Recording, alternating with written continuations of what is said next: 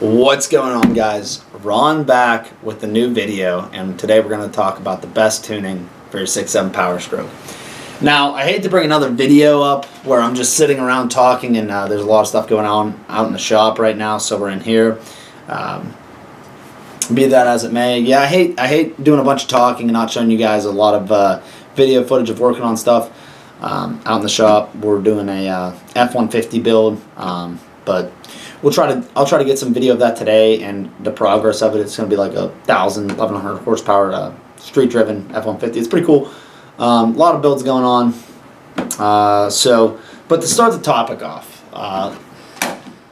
I think with these trucks, the first thing I'm going to say is if you're looking at tuning for these trucks and you're worried about price, I understand that price can be a big factor for everybody. And my thing would be is with the last video I did a lot of maintenance type deal, and if you can't keep up with the maintenance of your truck, I don't think tuning is the next thing to step into. I think you need to really, put your best foot forward on actually keeping your truck well maintained before, trying to put power to it, because maintenance is definitely, I would say, more important, especially in the 6.7. Like the 6.4, the tuning helped a lot with those trucks, the way the DPF system worked on that and the whole, but nonetheless, let's get into it. So now we're going to go back into price. My first thing would be don't be cheap.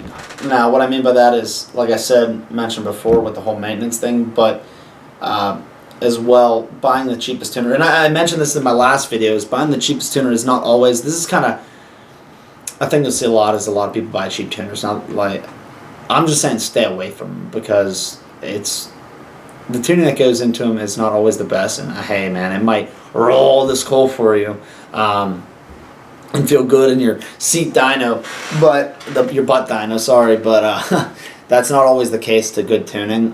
There's a lot more that goes into it. Having a dyno and a ton of time behind these trucks is much needed, and not just behind these trucks, but trucks and tuning, the whole nine. I don't do it personally. That's why we leave it up to the professionals that are really good at tuning to do it themselves, because they obviously know how and they have the experience. But not every professional, everybody that does tuning is a professional tuner, it seems, and there's a lot of tuning companies that cut corners. Now, I'm not here to mention any names of who's good and who's bad. There was a girl. Today, Junior? That's not my MO. I'm just here to tell you what to look for in tuning. I don't like bashing people's names by any means. So, you have to fit something. It's got to fit your truck and your wallet for the long term. You understand what I'm saying? So, if you have like an 11 to 14, those trucks generally you can run what's called an H&S tuner. Now this is not the Mini Max, but this is one type. They were, at the time, a really good tuner. They were innovative and they were the best thing. Well, H&S went out of business. There's an H&S Motorsports and a Performance. They're different. H&S Performance is no longer a company. And if you buy an H&S tuner, which I don't know who actually makes them in the tunes, but there's no customer support behind them. So if you get a bad one, you're kind of dead in the water with it. That's why I wouldn't recommend it.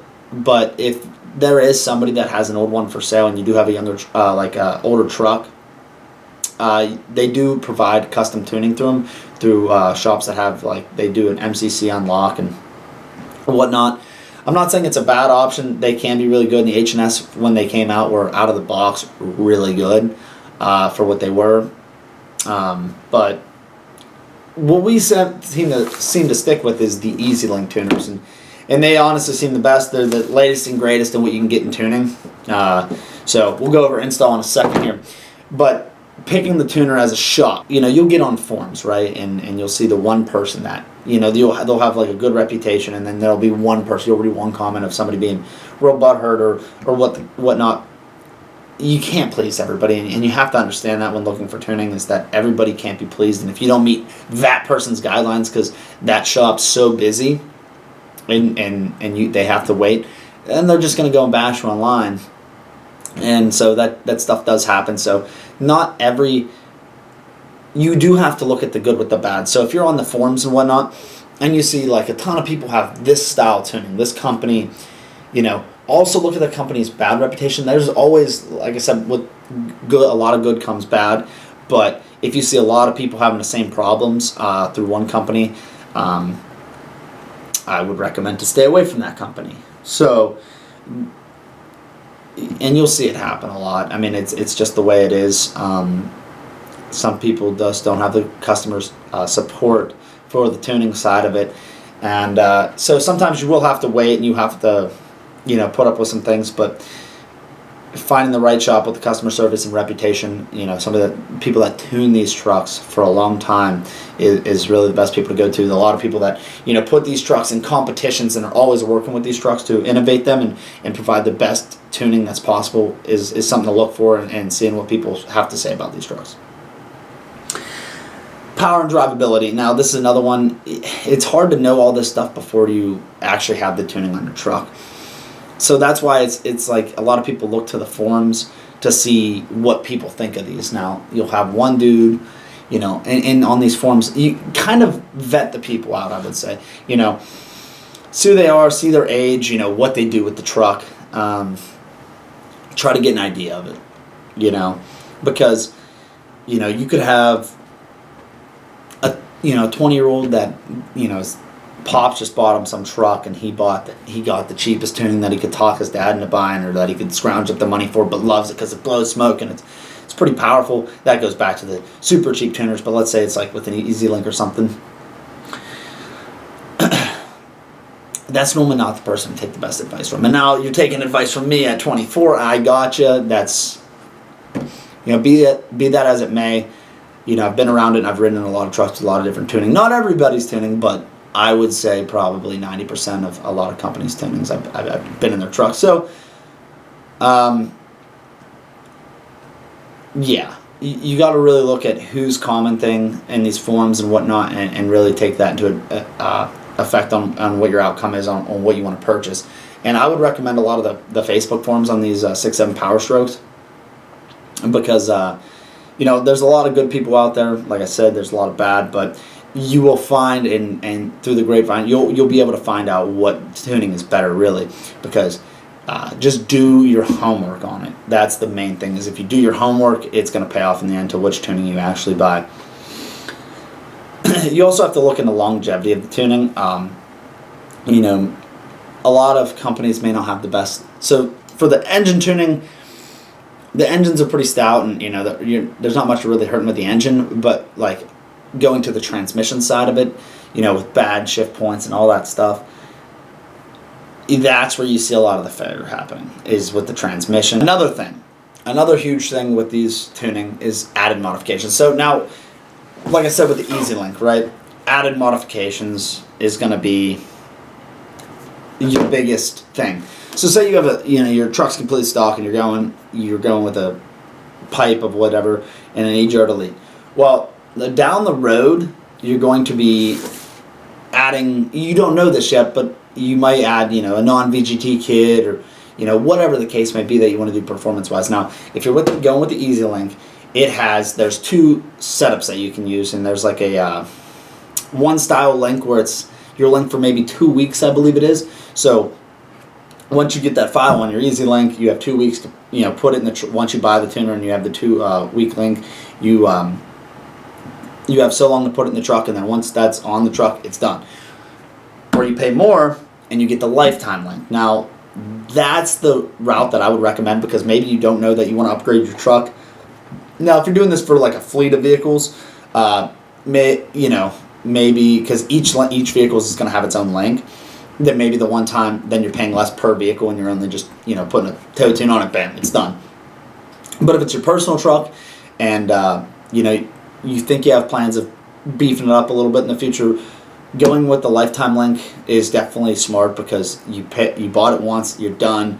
Then any modifications you need, you can send. So if you don't know how an Easy Link works, you can take you're connected to your tuner, whoever you have tuning the truck.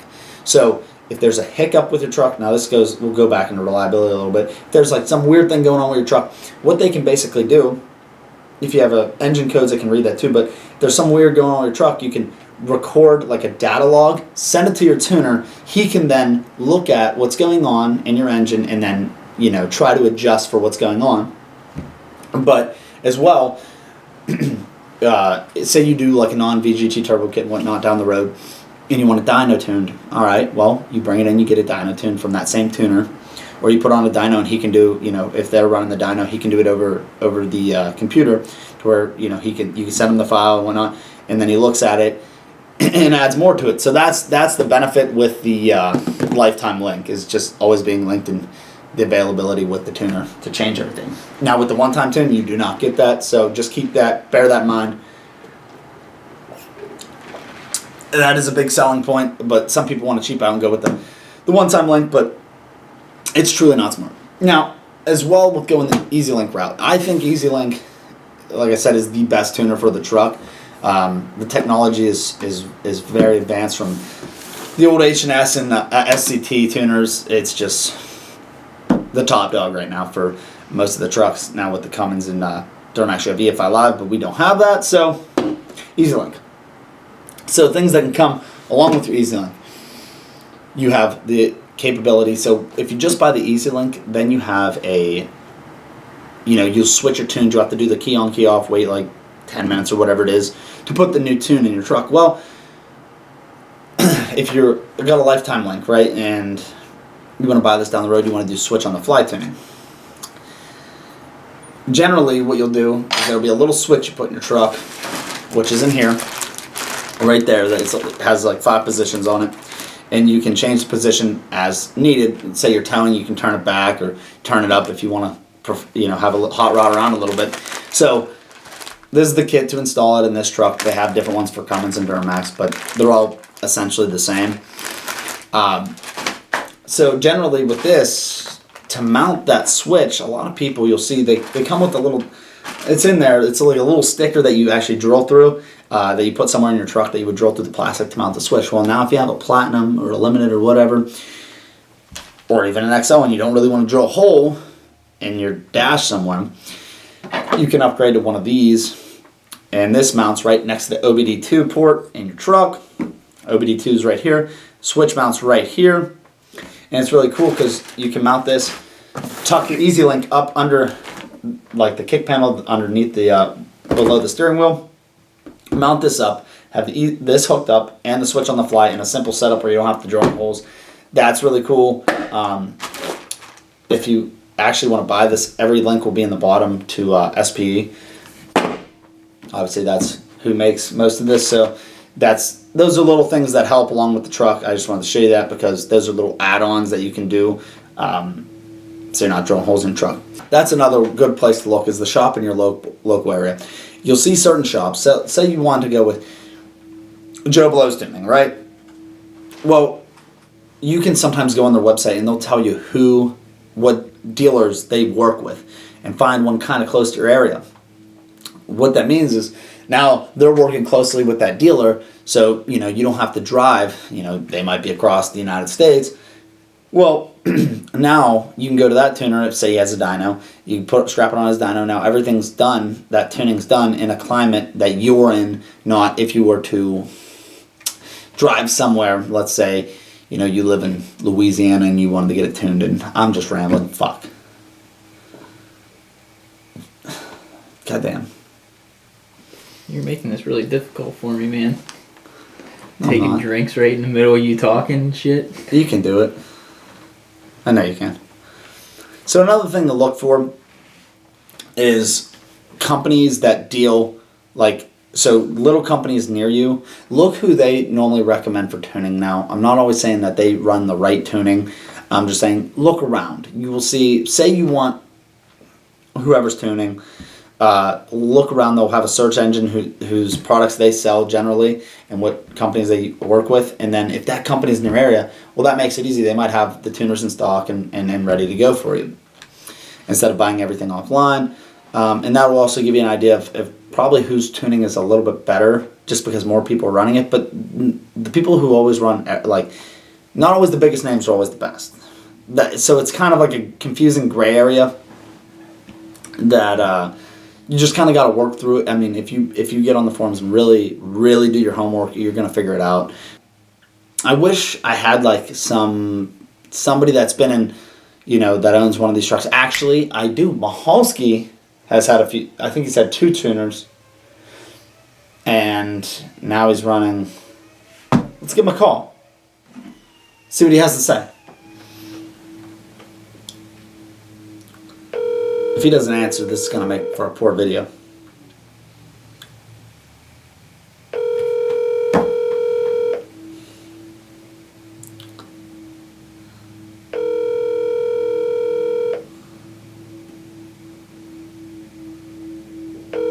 Your call has been forwarded to an automated voice messaging. Well, damn. So, hopefully he is able to call back at some point. That's just a buddy of mine that runs a lot of SP stuff that would be able to give you a little bit of information of somebody that actually uses the truck. And but in this case, it's a bummer that we weren't able to do it. Oh, he's calling right back. Sweet. Yo, Nick. What up? Hey, I have a buddy. He's looking to get some tuning and whatnot through SP, and I know you run it. So if you want to, tell him what tuning, what do you think Dan's tunes? What do you think SP's tunes? I think they're great.